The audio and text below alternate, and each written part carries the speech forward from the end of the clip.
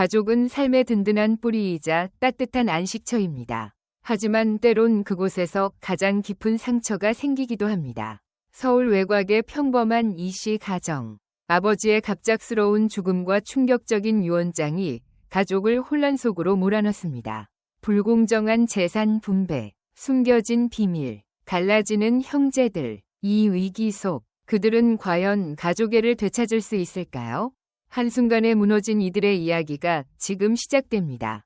첫째 아들 지훈은 부산에서 사업을 일으켜 성공한 사업가였지만 바쁜 일상 탓에 부모님을 자주 찾지 못했습니다. 둘째 딸 민지는 미혼 교사로 오랜 시간 부모를 돌보며 헌신적인 삶을 살아왔습니다. 막내 승우는 형제들과 달리 안정적인 직업 없이 도박으로 생긴 빚 때문에 가족에게 돈을 빌리곤 했습니다. 그러던 어느 날 평범했던 일상이 한순간에 무너졌습니다. 아버지 이 씨가 교통사고로 갑작스럽게 세상을 떠난 것입니다. 충격적인 소식에 가족들은 큰 슬픔에 잠겼습니다. 지훈은 부산에서 급히 올라왔고 민지는 깊은 슬픔에 빠졌습니다. 승우는 겉으로는 후회를 드러냈지만 속으로는 아버지가 남긴 재산을 떠올리며 복잡한 표정을 감추지 못했습니다. 장례식은 눈물 속에 치러졌지만 가족 사이엔 보이지 않는 긴장이 흐르고 있었습니다. 며칠 뒤 변호사 사무실에 모인 가족 앞에서 아버지의 유언장이 공개되는 순간이 다가왔습니다. 모든 것을 뒤바꿀 한 장의 종이가 드디어 펼쳐질 시간이었습니다. 변호사가 봉투를 열자 사무실 안은 긴장감으로 가득 찼습니다. 유언장이 낭독되며 가족들의 표정은 순간 얼어붙었습니다.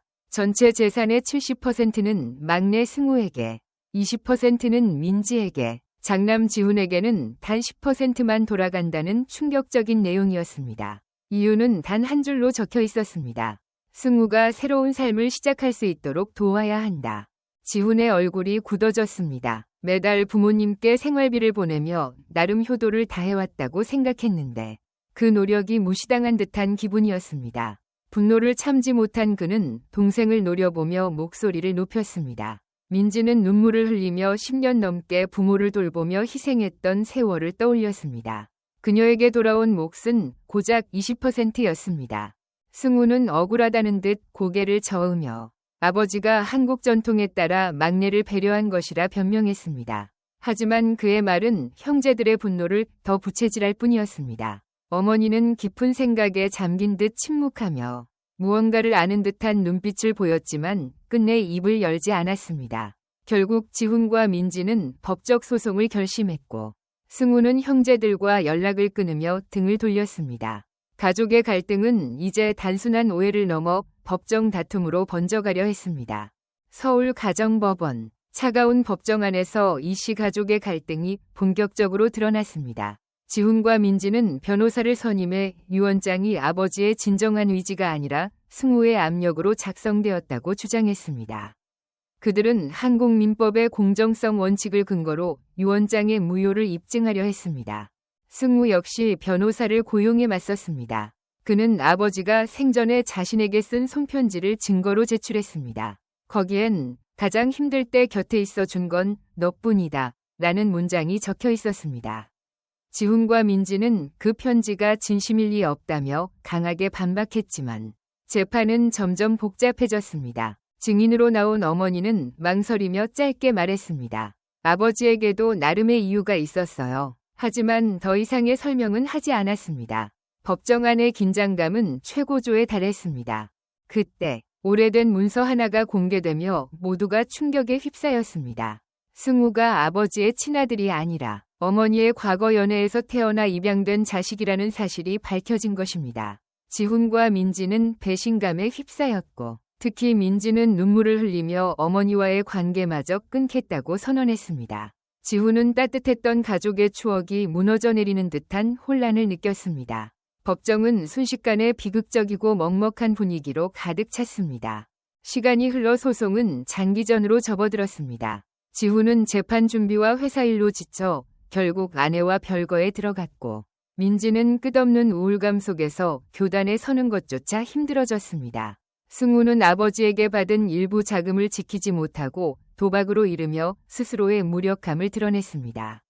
가족은 점점 더 서로에게 등을 돌렸고 한때 따뜻했던 집은 완전히 갈라진 듯 보였습니다. 그러던 어느 날 어머니가 더 이상 침묵할 수 없다며 자녀들을 불러앉혔습니다. 그녀는 그동안 숨겨왔던 진실을 털어놓았습니다. 아버지가 남긴 편파적인 유언장은 단순한 분노나 편애가 아니었습니다. 그것은 자녀들을 위한 일종의 시험이자 마지막 가르침이었습니다. 아버지는 사고 전 이미 말기 암 진단을 받았고 남은 시간이 얼마 없음을 알고 있었습니다. 그는 생전에 친척들이 유산 다툼으로 갈라지는 모습을 보며 마음 아파했죠. 그래서 자녀들이 갈등을 통해 가족의 소중함을 깨닫길 바라는 마음으로 일부러 불평등한 유언장을 남긴 것이었습니다. 게다가 아버지는 또 다른 비밀을 준비해두었습니다. 소송이 끝난 후 공개될 비밀 저축 계좌. 거기엔 세 자녀가 공평히 나눌 수 있는 재산이 남겨져 있었습니다. 눈물에 젖은 어머니의 목소리는 떨렸습니다. 승우도 이 사실을 알고 있었지만 아버지의 뜻을 지키기 위해 침묵해 왔다고 고백했습니다. 그 순간 자녀들의 눈에는 복잡한 감정이 교차했고 가족의 이야기는 새로운 국면을 맞았습니다. 어머니의 고백 이후 지훈과 민지, 승우는 그동안의 오해와 분노를 돌아보게 되었습니다. 법정에서 치열하게 다투던 서류들이 이제는 무의미하게 느껴졌습니다. 결국 세 남매는 소송을 철회하기로 합의했습니다. 며칠 뒤 가족은 아버지의 묘지 앞에 모였습니다. 지훈은 무거운 침묵 끝에 입을 열었습니다. 아버지와 더 많은 시간을 보내지 못한 게 가장 후회돼요. 민지는 어머니의 손을 꼭 잡으며 쌓였던 오해를 풀었고 승우를 향해 눈물을 흘리며 용서의 말을 건넸습니다. 승우는 고개를 숙이며 빚을 갚고 새 삶을 시작하겠다고 다짐했습니다. 어머니는 세 자녀를 한데 모아 과거의 이야기를 들려주었습니다. 전쟁과 가난 속에서도 가족만이 서로를 지켜주었다는 기억, 그리고 아버지가 남긴 마지막 메시지처럼 가장 큰 재산은 가족에라는 말을 강조했습니다. 그날 이후 가족은 오랜만에 한자리에 모여 따뜻한 밥을 나누었습니다. 갈등과 상처는 여전히 남아있었지만 서로를 향한 약속만큼은 단단했습니다. 재산이나 돈보다 중요한 건 다시는 혈육을 잃지 않겠다는 다짐이었습니다. 이야기의 끝에는 한국 사회에서 점점 늘어가는 유언장 분쟁의 현실이 덧붙여집니다. 공정한 유언과 대화를 통해 가족의 소중함을 지켜야 한다는 메시지가 깊이 울립니다. 가족은 때로 가장 큰 힘이 되지만 동시에 가장 깊은 상처를 주기도 합니다. 오늘 이야기가 전하는 교훈은 분명합니다. 돈이나 재산보다 소중한 건 함께한 시간과 서로에 대한 진심입니다. 여러분의 가족은 지금 어떤 모습인가요? 혹시 미루어둔 대화가 있다면 오늘 용기를 내어 마음을 전해보는 건 어떨까요? 앞으로도 삶과 가족에 대한 다양한 이야기를 들려드릴 테니 많은 관심 부탁드립니다. 감사합니다.